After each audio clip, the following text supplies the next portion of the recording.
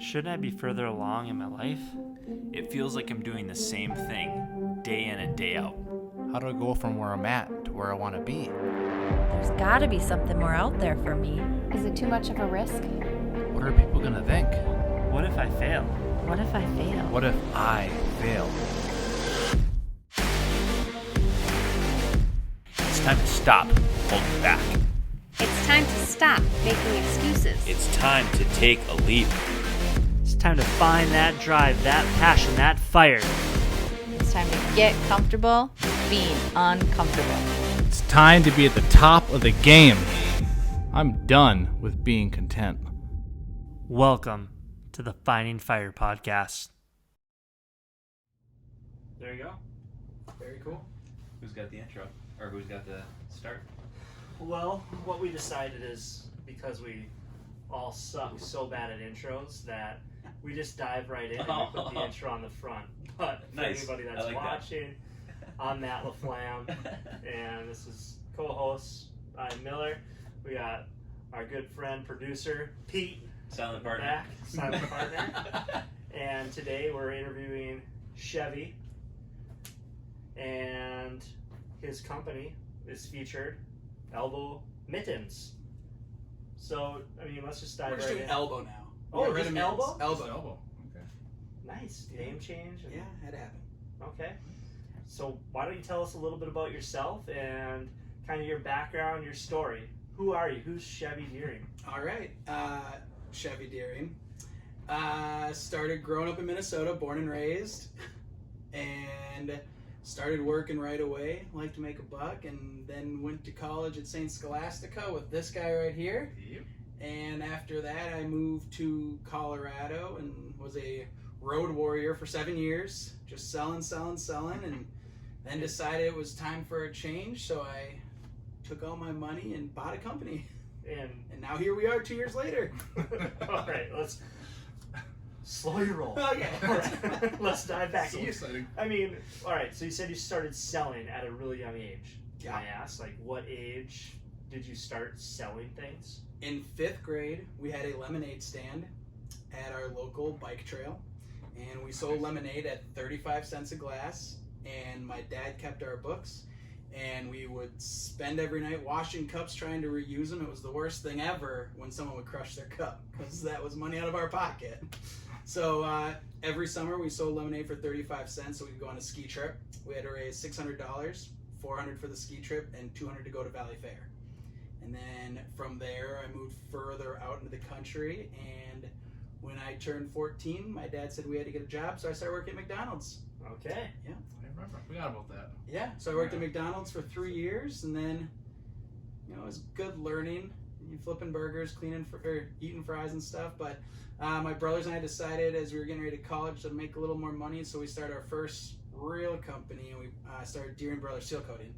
So we did that for 5 years through college, and hired some buddies and paid through a lot of our college debt that way. So you worked throughout college. Oh yeah. Yeah. Okay.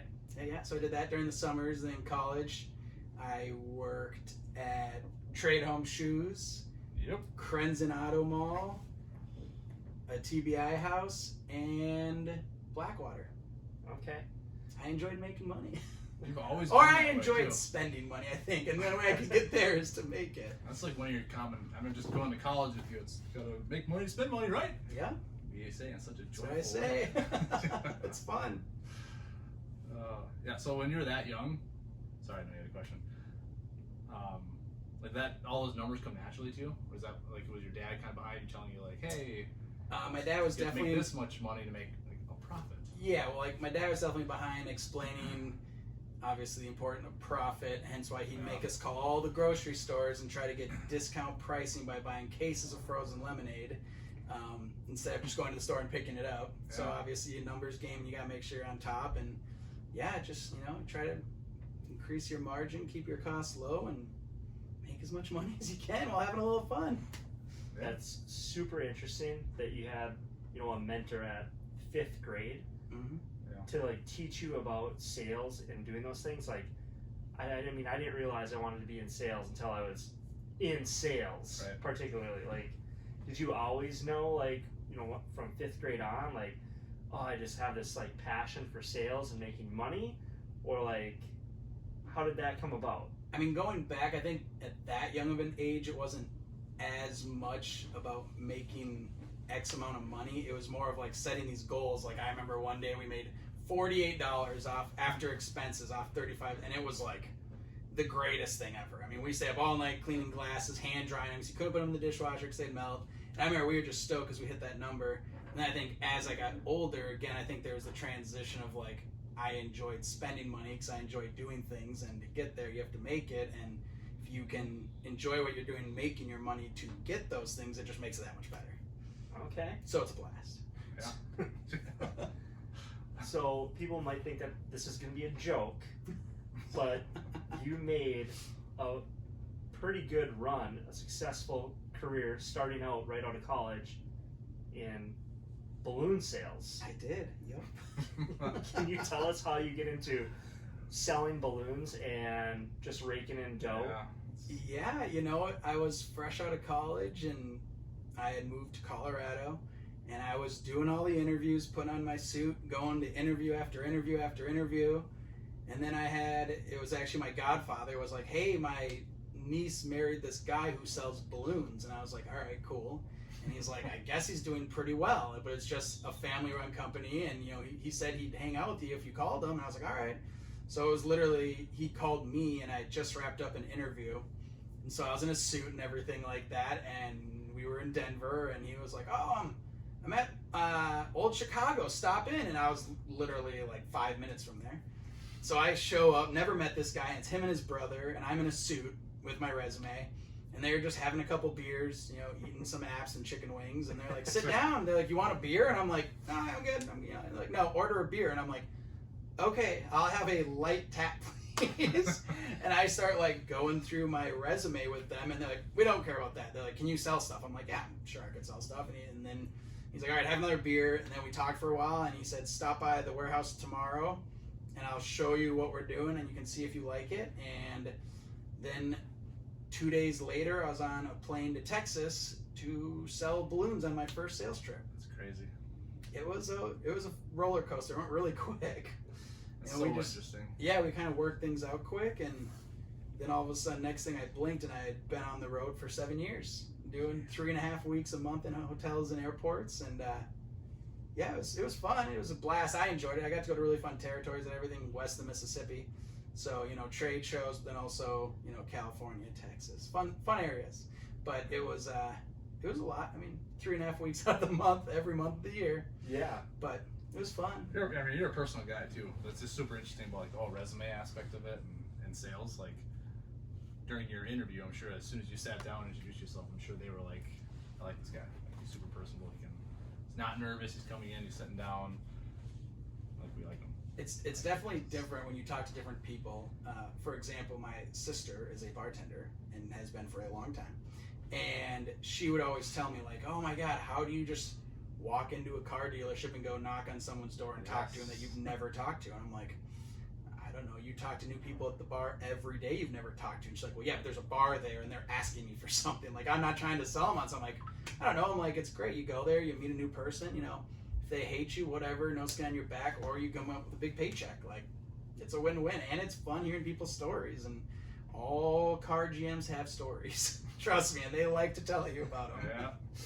So before we dive into the entrepreneurship side of things and you sinking your money into your business, I'm going to tell you a story that you inspired me back before when we were all at 50 below selling. Before I did outside sales, you told us a story about how you walked in the back of a dealership. You marched in to somebody's office behind like all the admins. You just like snuck in, got into this guy's office, and like that stuck with me, like that type of perseverance. And like my first outside sales job, I showed up at a security gate one day and there was nobody there. It said you must check in with security, and there's people driving around. It's in a shipyard, and I was like, the office is way up there. Yeah. Chevy told me that story. I'm going for it. Put it in drive, went as fast as I could, parked in front of the office, And ultimately ended up doing business Oh. with them. Like, Chevy, thank you for telling me that story. I mean, a lot of times they put up so many barriers that get in the way of getting to the person you need to speak to, but at least with me, it helped with my job because I had a product that truly was a better product and would save them a ton of money. So I was just like, if I could get a hold of the right person, it was an easy sell. Like, they understood it. It was a green product. It was saving them money. It let them focus on selling cars. But it was like they put up so many walls that you cannot get to these people.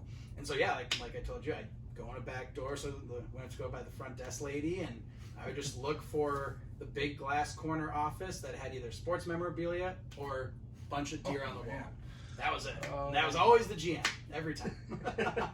Perfect. Yeah. Mindset is, So. yeah, you can talk yourself out of doing so many things Oh yeah. like that. Yeah. I mean, I know I'm not surprised by you doing that just because when I first met you in the freshman hallway, I'm just walking down. It's his first day. We all moved into the dorms, and here comes this guy in Sperry's with those socks and the sailor's cap. And he's like, "Hi, I'm Chevy." Just like I've known him for years. I was like, "Who is this guy?" It's like, Yeah. "Huh." And then next thing you know, we're hanging out in the dorm, and here we are. Yeah. Years later. Lots of years later. Yeah. And I bet it helped that you actually believed in your product. Oh You yeah. said that yours was I better. did sales for like a month of course, office supplies, and their main focus was water. And the stuff they were trying to get you to sell to these people was just like, I'm not even buying it. If you're not buying what you're selling, then it's tough to persuade someone else to buy into what you're selling if you don't even believe in it. So I was very fortunate that way. It was a great product, great company, and it worked out well for all of us. But at the end, it was just time for me to leave. All right, I'm jumping on something you just said. Okay. I'm not buying something with my own money if I don't believe in it. Yeah. You dumped a bunch of cash and you bought a business. I did. Yeah. Yeah. Spill.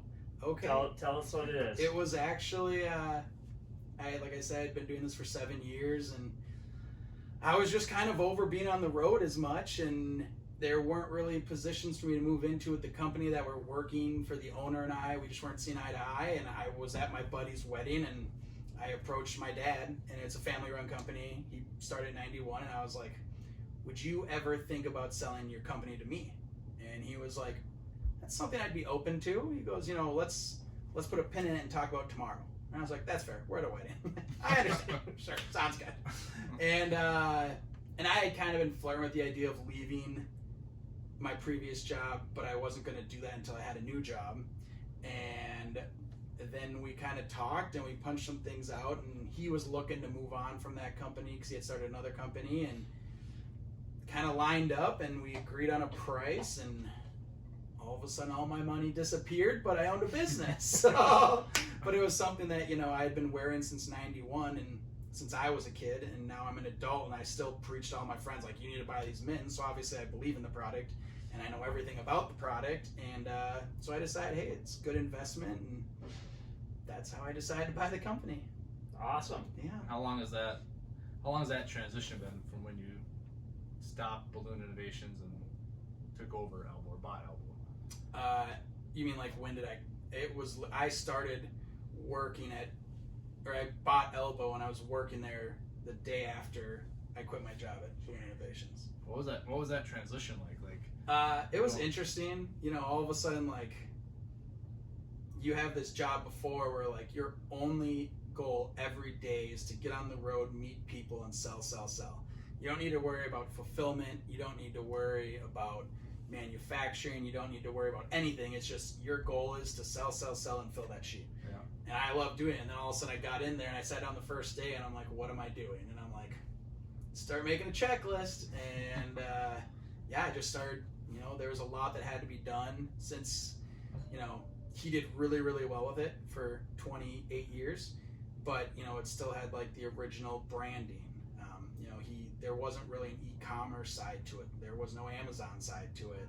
And he hadn't changed the product in probably 6 years because he was getting older and he was just kind of getting ready to sell the company. And so I kind of had to prioritize what I wanted to bite off and where I wanted to put the little bit of money I had left to start improving this company. And, But yeah, it was different because, like I said, before I wake up, I grab my same bag, overhead, never check a bag, put the same shirt, same pants. Yeah. Go through the same, security line, get in my chair, go, sell, come back. And that was my routine for 7 years. And all of a sudden I was like, something new. but it's fun because it's different every day. You never know what you're working on. Yeah. You think you have like this plan for the week in your head. Every morning when I'm having my coffee, I'm like, all right, this is what I have to get done today. And you get to the office and you get 2 of those 10 items done, but you get 8 other items that weren't even on your list that you didn't realize you had to get done. That just you had to get done. They had to be prioritized before the other 8. So it's definitely, it's different. Change, but it sounds like you love what you're doing. Oh, it's great. It's fun being your own boss. Yeah. So as you were writing the check to your dad Mm-hmm. and buying this company, Yeah. were you nervous? I mean, I was nervous to a point that was the biggest check I ever wrote. And half that money I didn't even have. I was, alone. So I'm like, Yeah. well, I'm all in. Like, this is everything. And, at that point, I had, I was older, so I had some toys and stuff, and they were all paid off. But I just bought a new house, and I was like, I would put everything into it, like all my savings, everything. Yeah. And so it was kind of like, well, I better start making money right away, or like I'm not gonna be able to write my checks. And so I wasn't nervous, I was excited, and I also knew like where it could go. I just knew there's gonna be a lot of work to get it there. But I believed in the product, so I was like, people are gonna buy it. I mean, even now when I talk to people, like, this is the greatest product ever. How have I never seen this? Is it brand new? I'm like, Yeah. oh, 91. That'd be an exciting part, is that they'll take that with, in the digital realm, which sounds like your dad Mm-hmm. wasn't doing before. Whereas maybe if he wasn't, maybe kind of harder to break through that and like Yeah. rebrand and all that. Yeah, it was an adventure. So we've talked a lot about Elbow. What is Elbow? Like, you talked Okay. about your products, It's you the said nitty-gritty. products. Yeah. Why don't you explain what Elbow is? So And- Elbow is a company that my parents started in 1991. Yeah. At that point, there were 4 of us, 4.5 years, so we were all really young. My dad worked at Cargill. He had been working there for a long time, and living in Minnesota, we all loved playing outside, and my mom was like, there must be a better product. And so she literally cut the top end of socks off and would sew them on mittens. And then my dad believed in her idea so much that he quit Cargill after 20 years, and he was like the VP of grain and feed there. So like he was doing pretty well, but he was like, hey, I believe in this, let's run with it. And basically they made this patented product right here, which is a children's mitten, and then it had the extended gauntlet that goes over the jacket to keep the snow out of the wrists, so you can play outside longer, you're not going to get wet, cold, chapped wrists. And it's a simple thing, but it works, and that's what parents love. They're like, it's not the craziest idea ever, but it works, and parents love it. And so he ran with it, and and then we just expanded from mittens to gloves, and we also do some headwear and things like that. But our bread and butter is the extended gauntlet mitten and gloves. Awesome. Pretty much just like our focus is always to make a product for kids to keep them outside longer that works at a price point that most families can afford. Yeah, we're not looking to get those extreme, Everest mountain hiker kids who are going to pay $200 for mittens. Yeah. We're looking just to make a product that works. So, How's the competition been since? Well, I guess back when it first started. I guess, did they see any competition and compared to I mean, really, I guess you'd say your competition is anyone who makes a mitten. Back then at the beginning, right when the patent was done and stuff like that, no one could have a long gauntlet mitten. Obviously, over the years, people have made mittens with slightly longer gauntlets, slightly longer, flirting with that. But at the end of the day, like most parents and things like that know that the long gauntlet company is Elbow. I mean, it's right into our name, like elbow, like it's goes up to the elbow. Up to the elbow. That's what it's all about. So I mean, we have some competition, but again, one of our big pushes is all of our competition. They make mittens for kids to adults, and their kids section is this big and their adult section is this big, where all we focus on is kids products. So we're like, hey, we're doing everything we can to make the best kids product for you at the best price point. And so they like that we focus on just kids products and everything like that. Where some of the bigger companies, yes, they have larger numbers and things, but their focus is adult. They just make kids because their buyers like, hey, we want one less vendor to deal with. Like, can you make us a kids mitten? Yeah. So Yeah, it's interesting you have that niche and that target that you haven't strayed away from. well, and the thing is, like, we focus, which a lot of our customers love, is we're a family-run business. We still are, but also like when you call, like you're either gonna get on the phone with us right away. It's not gonna be a machine, or you'll get a call back in 3 minutes. Like, if you have an issue with your order, we're gonna take care of it right away and make sure it's corrected. Like, we pride ourselves on our customer service and making sure that we're not trying to go and overrun people like, oh, we have 100,000 other customers, we don't need you. Like every customer, whether you're ordering one mitten or 10,000, you're like same priority to us. So, Sure. and we want them to know that. Like I say, hey, I'm the owner, second generation. My name's Kevin. I will personally go pack your product to make sure it was done correctly this time. Sorry about that. And we get flooded with thank you notes and all these things, and like from the kids even, like, oh, we love your product. Thank you so much for fixing it when it ripped or something like that, which I enjoy seeing. So Yeah, that's awesome, especially when you're providing, that value. Yeah. And like, not only the parents are appreciating it, but like the kids are actually like, hey, That's cool. your product is awesome. Yeah, well, and that's the thing, like even like when my dad was running, it was important, but now like in today's world, how everything has become so automated and so much about like when you're calling here, it's like, oh, well, we have all these pre-prompts for you, or we have voice acted. It's like, no, you're still talking to me. Like I'm answering your questions, and I'll make sure it's taken care of. And so they appreciate that, and we're gonna try to keep offering it as long as possible. So you had mentioned earlier that when your dad was running it, there was no e-commerce, there was no Amazon. Distribution was probably smaller than it is today. So when you took over the company, how did you tackle that challenge, and where is Elbow at today? Where can anybody listening, watching, or us with kids, which I'm sure everyone can hear upstairs right now, gotta love COVID times. Yeah. But where can we go and find your gloves? Like, So it's kind of changed how Elbow works. When my dad did it, he worked 99% with brick and mortar and catalog companies. I'm talking the catalog companies where you go to the back, you hand fill out your address, your information, you go find the Q18958, put in the item code, you mail it in, and they mail you the product. So we laugh about that because, believe it or not, those were like some of his biggest customers. And now fast forward, and like he had a website because everyone was doing it, but it was literally, you went on and you picked a size and a color. That was it. There were no images, there were no styles. It was just, there were drop downs, and you picked, I want a medium with a primary color blue. And he would just go pick it, you'd call in, and he'd process either your card over the phone, or you'd send him a check. And then when that arrived, he would send your mitten out.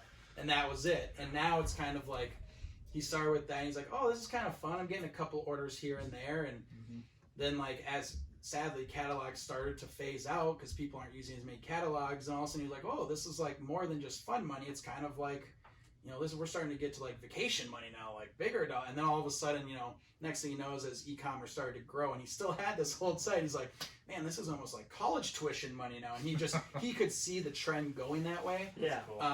The thing he struggled with is the money that he would have to put into his website to compete on the e-commerce level, like just wasn't going to be worth it. Mhm. And so he never tackled that. And then when I had purchased the company, he still had that website. It was great. There were a couple photos on there. It was interesting. Yeah. Very like pixelated. They were not high res. But then I had lost all the catalog. All the catalog companies had gone belly up. And so I was like, all right, well, that was a huge part of his business. The brick and mortar were still doing really well. Yep. No issues there. But I was like, I need to dump money into e-commerce. So then I took on Amazon, which he never even looked at. He's like, I'm getting older. I don't want to deal with that. Like, that's a whole nother can of worms. And so I'm like, I'll do it. Like, literally the first week that I started working there and I quit Balloon Innovations, that I like went right into it, like just diving in and doing it. And so I did Amazon first, got everything done on there, and then I rebuilt the website. And that was like the first two big steps to really like having an online presence. And people have noticed it, and it's doing great, and I'm super excited about it. And I believe that it will continue to grow. Like this last year, I also started eBay.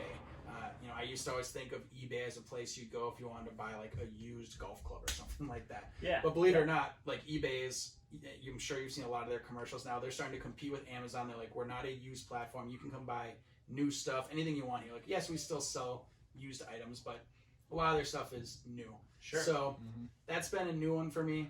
They're definitely not to the level, like I always laugh when I'm talking to people. It's like when I'm on my seller account setting up new items on Amazon, it's like you're at a college level like platform, and when you're on eBay, you're on like a elementary level. It's like you can pick like your font and your size. And that's about the extent. Where on Amazon, it's like you upload videos, you do this, you do that, it just, I mean, Sure. and eBay's changing daily. Like every day I go on there, I'm like, oh, another new feature, just trying to catch up. Yeah.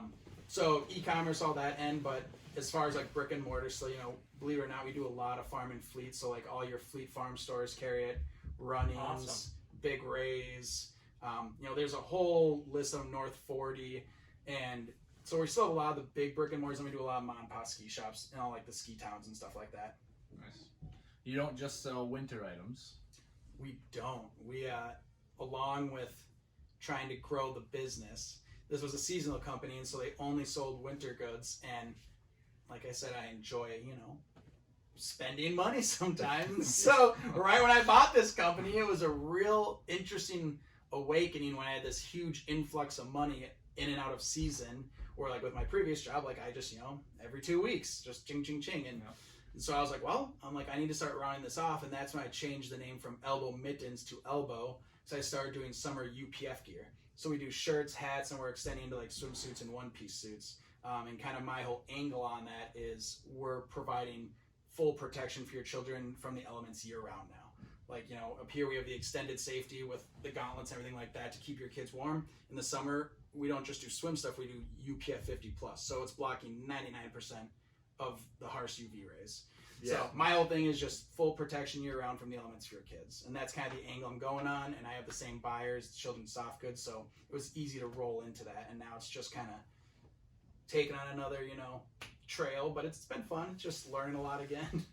Yeah, I'm sure. But I mean, as a parent, you let your kid, it's sunny outside, they throw your summer gear on, and you don't worry about anything. Like, Yeah, worry if well, they that's get the wet. thing, You worry if the sun's- all the new studies show that like suntan lotion is just as bad as like everything else. Like it's horrible, the chemicals you put on your kid's skin. Not to mention you put it on them, 2 seconds later they're swimming in the water before it's dried, and there's no suntan lotion on them. It's like, you throw these shirts on them and they go out, they play all day, and they come back and they don't have any sunburns, and you never need to put on all the lotion. And truthfully, like kids hate having suntan lotion put on them. It's like slippery, it's slimy. They're trying to like eat a sandwich and like, what is on Just me? wanna go It's like, outside. yeah, now they're just like flip on the shirt, go run and play, and you're good all day. So Awesome. So you kind of brought the evolution from gloves to now all protective gear for throughout the seasons. Yeah. What do you see next? What is your next biggest thing that you're going to tackle? So the one we just started with, because everything we were doing before was ages 2 and up, and so this year for the first time ever we've rolled out this infant line, and it's for 0 to 12 and 12 to 24-month-year-olds, and it's Mitten and booties. So those, like, because we get these parents who would call and they'd be like, we love your product, we try to keep them on our kids, but they're 10 months old or 18 months old. It's like they're still on a sled with us, but like we need something to protect them. And so this last year I rolled out this infant line, and then this year, actually, believe it or not, I was very fortunate to partner up with an artist out of Big Sky, and this is her signature line, actually. So it's a limited run, and it's art that she made just for us. It's the Carly Joe line, and you'll see we have monsters in pink, green, and then a Lift Ops line one. So it was really exciting. We got to work with her. We did this collaboration, and like I said, it's all art that only we get to use, and so it's been a really fun adventure with her, and we look forward to hopefully working with her again in the future. That's awesome. But yeah, it's been fun. We've had great feedback on it, and parents love it. So I personally, as an adult, I love those designs. And if you ever decide to branch out into the adult version, yeah, I'll let you know. right now, Oh, yeah. All right, got a buyer. here we go. Take my money. I can do that. What would you say your biggest challenge is currently within your business? My biggest challenge. One thing I struggle with is handing off projects or delegating. I need to get better at delegating. One of my biggest issues, like I think if I'm doing it, it's going to be done right. And if it's not done right, I have no one to blame but myself. And so I have issues delegating projects and things out to people, because it's like even if I, like the times I do delegate out, I still find myself going back and double checking everything they've done, because I just want to make sure it's done right. And usually it is. And so that's one thing, just with my time management, I need to learn as we grow, especially like through like when we rebrand into all this, I need to learn to let go of some things, delegate, let them do it, because there's more important things I can be spending my time on. And that's been really tough for me. but I'm learning. Like, you know, after you do 3 weeks at the office from like 7 a.m. to 10 p.m. and you're like, oh, she told me she got this done. I should just trust her and not double check and look over it. But when it's your baby and you have all your money in it, you're like, I need this to be done. I need to be done right. And if it does go south, well, then look in the mirror. It's your fault. Like, it's a super good point. I mean, I do not have my own business, but I feel like I would be the same way. Yeah, like, it's tough. as much as I'd want to delegate and take time off my plate or your plate or whatever, but yeah, it's got to be hard to not look it over and build that trust. It's your investment, like you said. It's your baby. Yeah. Like I said, it's a challenge, but I'm getting better at it. And like after, like I said, you know, like you speak to some people and they're like, God, you're worn out. I'm like, well, I do this, and that. And they're like, well, I thought you had this for that. I'm like, I know, I'm on it. I'm working on it. But you know, it's you live, you learn. Yeah. Me and Pete literally just talked about it earlier today in the car. We were talking about mowing your lawn, and like, yeah, you know, it's something you have to do. It has to get done. But like, what other things could you be doing, right? So like, delegating, hiring somebody to do the lawn, or buying an automatic mower. Like, what could you be doing in that hour or 2 hours that you take to mow the lawn? What else could you be doing? Yeah. How can you bring more value to the company? And letting go of that and taking the risk, letting somebody else take it off your shoulders. Well, you'd be amazed when you value your time and you're like, well, that's expensive to pay. It's like, oh God, but I could have got this, and that done.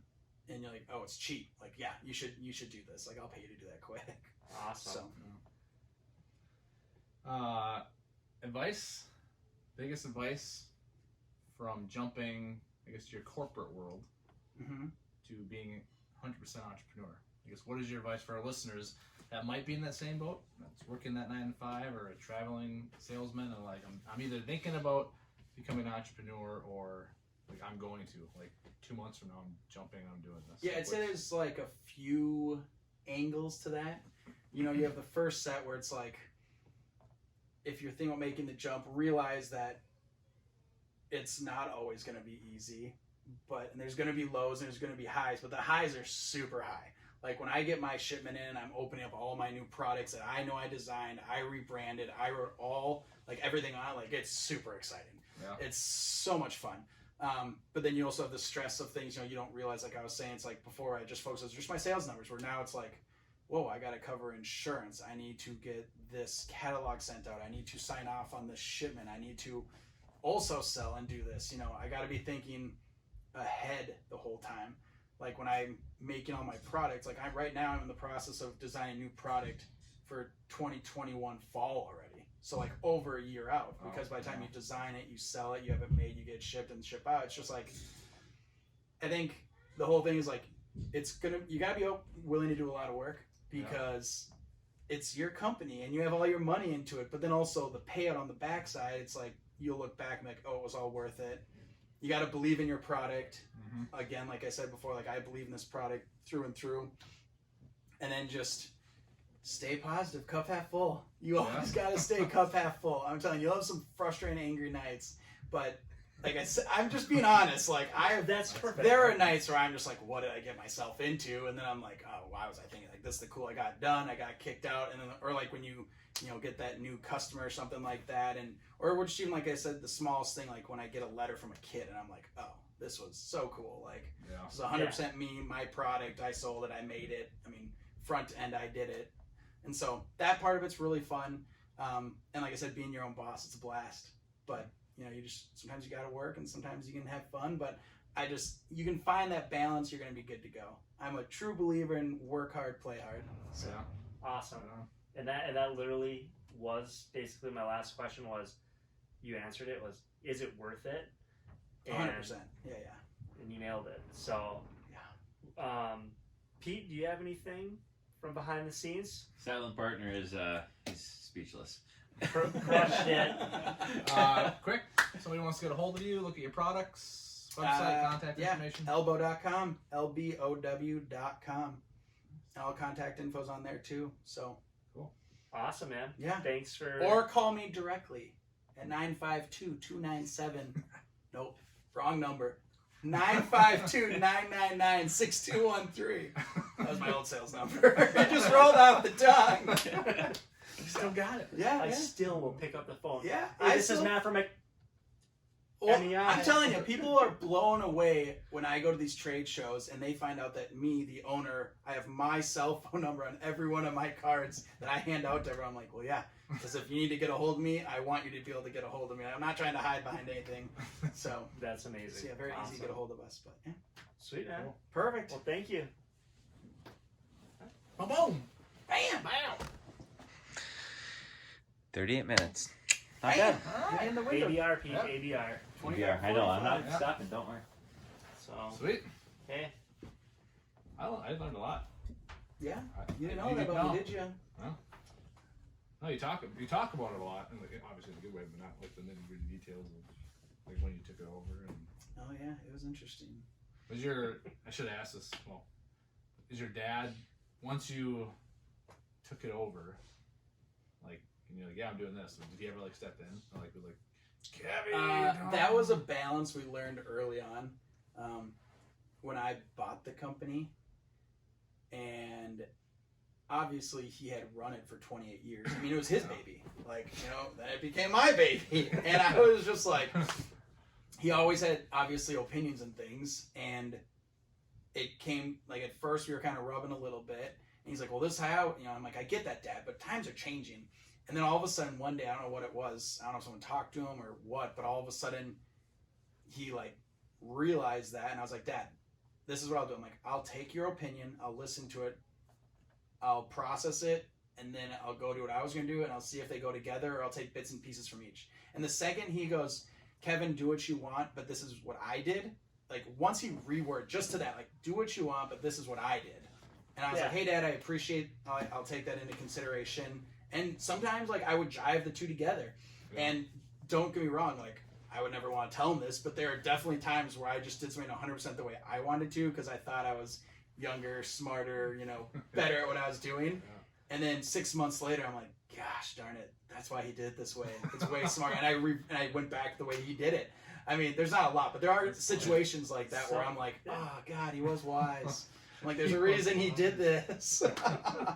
So, yeah, I mean, there are definitely times like that. But no, he knows now, and he's really excited with how I'm running it. And, like, he's just like, I would have never taken on, like, Amazon or eBay or rebranding or anything like that. He's like, he was getting older. He just didn't want to do it. And he's like, it worked for me. And I was like, no, I get it. Nice. So, yeah, it's been fun. Yeah, sweet. But we tried to get over that hump Yeah. of understanding. Yeah, I was wondering that just because Yeah. if I was like you said, you're right. Well, that's like right when we started, he was like, well, do you want to go partner? And I was like, nope. I'm like, that won't work. I'm like, I'm sorry, it just won't. I'm like, I don't want to go partners. I'm like, it's either all or nothing. Yep. And he understood, and now it works great. So, Sweet. and he's excited to see all the new. I mean, I think that one of the tougher things for him was when this last year I rebranded, and it just he created the first brand, Right. and he saw it for 28 years, and he, like he said, he's like, I'm not mad, and he's like, it was just kind of like, it was sad kind of to see your first shipment come in without my brand on it.